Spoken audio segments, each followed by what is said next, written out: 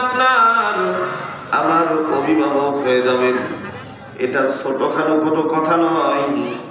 একটা ইউনিয়নের চেয়ারম্যানের সাথে যদি সম্পর্ক থাকে, তাহলে ওই ব্যক্তি গোটা ইউনিয়নের ভেতরে রাজত্ব করে। তার দাপটের জ্বালায় ওই ইউনিয়নের মানুষগুলি অতিষ্ঠ হয়ে যায়, তার চাপার কাছে যাওয়া যায় না। যদি এমপির সাথে সম্পর্ক থাকে, তাহলে ওই পুরা থানার ভেতরে তার রাজত্ব চলে, তার ধারের কাছেও যাওয়া যায় না। আবার কোন আল্লাহর বান্দার যদি প্রধানমন্ত্রীর সাথে হটলাইন থাকে, তাহলে আল্লাহর ওই বান্দা গোটা দেশের ভেতরে রাজত্ব করে, তার আশেপাশে যাওয়া যায় না। কত তার পাওয়ার, কত তার ক্ষমতা, ক্ষমতার দাপট সব গোটা দেশের ভেতরে চলে। আর আহকামুল হাকিমিন আল্লাহ সুবহানাহু ওয়া তাআলা বলেন, বান্দা শুনো, তোমরা যদি একটা গুণ অর্জন করতে পারো, আমি আল্লাহ তোমাদেরকে ওয়াদা দিলাম, আমি আল্লাহ তোমাদের অভিভাবক হয়ে যাব। এই মুসলমান আল্লাহর বান্দা আর আহকামুল হাকিমিন সার্বভৌমত্বের মালিক আল্লাহ যদি আপনার আমার অভিভাবক হয়ে যায়, গোটা দেশ নয়, শুধু গোটা দুনিয়ার ভেতরে রাজত্ব করব। আল্লাহর কোনো বান্দা নাই আমারে ঠেকায়। কথা বলেন, কথা বলেন, ঠিক কিনা?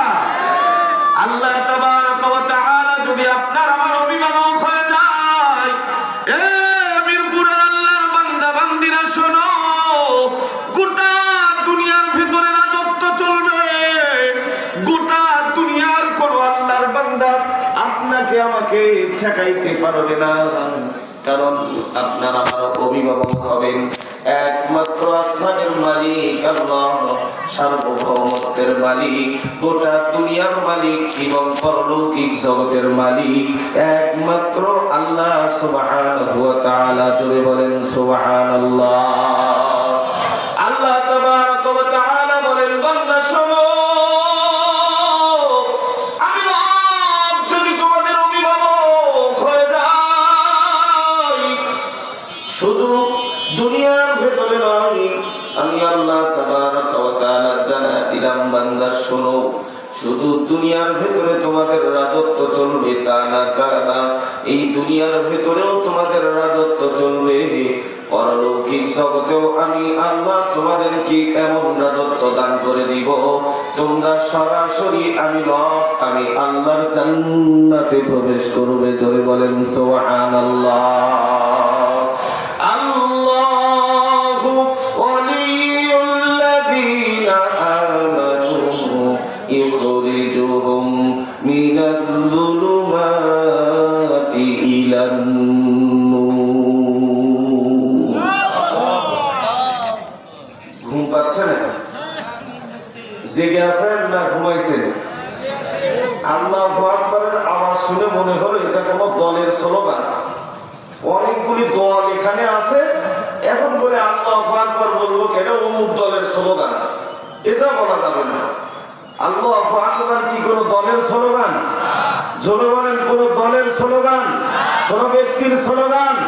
এ মুসলমান, আল্লাহু আকবারের আওয়াজ যারা জবানে নিতে কৃপণতা করে, বখিলতা করে, যাদের দিলের ভেতরে সংকোচ হয়, বুঝতে হবে তারা মুসলমান সঠিকভাবে হতে পারে নাই, তাদের দিলের ভেতরে ভেজাল আছে, মুনাফিকের চরিত্র আছে। কথা বলেন ঠিক কিনা? যাদের নারায়ে তাকবীর আল্লাহু আকবারের আওয়াজ শুনলে গা চুলকায়, খাউজানি শুরু হয়, এরা মুসলমান হতে পারে না। কথা বলেন ঠিক কিনা?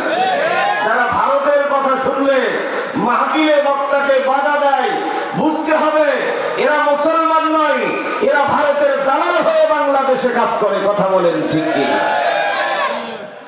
অনেক মাহফিলে আমরা দেখতে পাচ্ছি বক্তা ভারতের সে আধিপত্যবাদ নিয়ে কথা বলে, আর বক্তাদেরকে বাধা দেওয়া হয় যে ভারত কি তোমার ভাসুর লাগে নাকি? কথা বলেন, ভারত কি ভাসুর লাগে যে ভারতের কথা পাওয়া যাবে না? ভারতের আধিপত্য বাংলাদেশে চলতে পারে না। কথা বলেন ঠিক কিনা?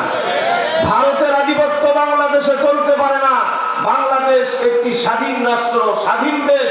এই স্বাধীন ভূখণ্ডের ভেতরে বহির্বিশ্বের কোন হাত, কোন মাস্তানি, কোন আধিপত্যবাদ আমরা মেনে নেব না, মেনে নেব না। কথা বলেন ঠিক কি না? মুসলমান আল্লাহর বান্দা, আল্লাহর গোলাম। আল্লাহ তাবারাক ওয়া তাআলা বলেন, বান্দা আল্লাহু ওয়ালিয়ুল লাযীনা আমানু ইখরিজুহুম মিনাজ যুলুমাতি ইলান নূর। আল্লাহ তাবারাক ওয়া তাআলা বলেন, যদি তোমরা ঈমানদার হইতে পারো তাহলে আমি আল্লাহ তাবারাক ওয়া তাআলা তোমাদেরকে জানায় দিলাম, বান্দা শোনো, আমি আল্লাহ তোমাদের অভিভাবক হয়ে যাব। আর আমি যদি তোমাদের অভিভাবক হয়ে যাই তাহলে গোটা দুনিয়ার ভিতরে তোমাদেরকে রাজত্ব দান করে দেব। জোরে বলেন সুবহানাল্লাহ। হে মুসলমান, বলতে পারেন হুজুর আমরা তো সবাই ঈমানদার। হ্যাঁ, আমরা সবাই ঈমানদার, কিন্তু এমন ঈমানদার হইলে হবে না যে ঈমানদার হওয়ার পরে আল্লাহু আকবারের আওয়াজ আমাদের জবান থেকে জোরে বের হয় না। এমন ঈমানদার হতে হবে যেই ঈমানদার ছিলেন সাহাবা আজমাইন। সাহাবাদের মতো ঈমানদার হতে হবে, যেমন ঈমান ছিল সাহাবীদের। ইতিহাসের পাতায় তাকায় দেখেন, হযরতে বিলালের দিকে তাকায় দেখেন বিলালকে কি পরিমাণ কষ্ট দেওয়া হয়েছে।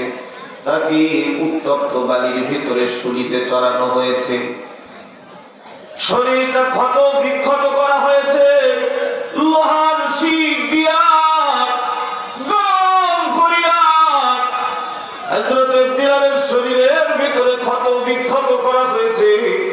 পুরা শরীরটা যেন ক্ষত বিক্ষত হয়ে গেছে।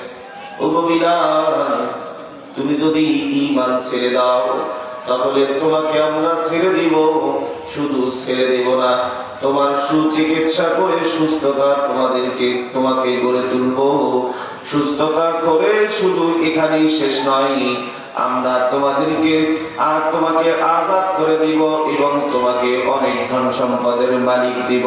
কিন্তু শর্ত হইতেছে একটাই, সেটি হচ্ছে তোমাকে ঈমান ছেড়ে দিতে হবে। বিলাল ওই কাফেরদেরকে ডাক দিয়ে বলে, ও কাফেরের দল, শোনো শোনো শোনো,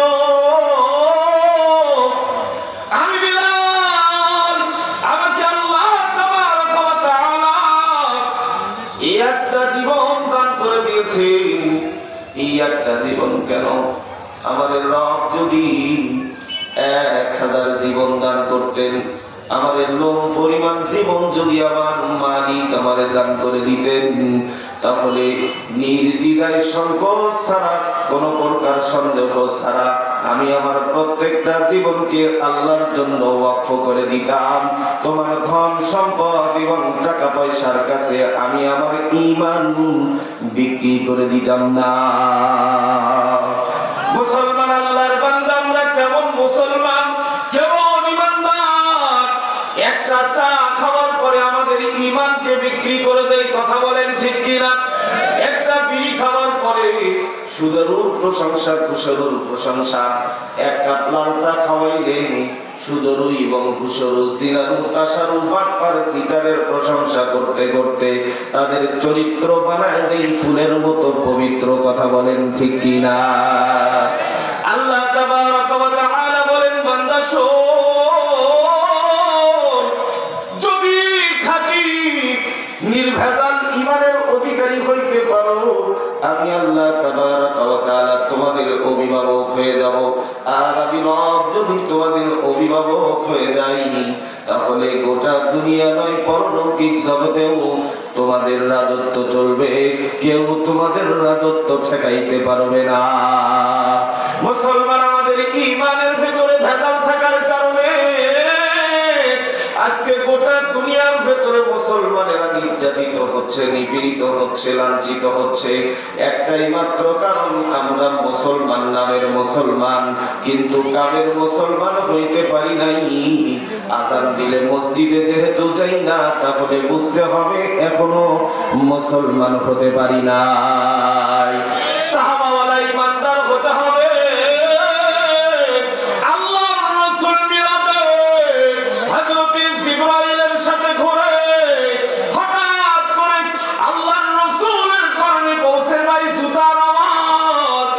জিবরাইলকে ডাক দিয়ে বলে, ও গো জিবরাইল, কার পায়ের আওয়াজ শোনা যায়? কার পায়ের আওয়াজ?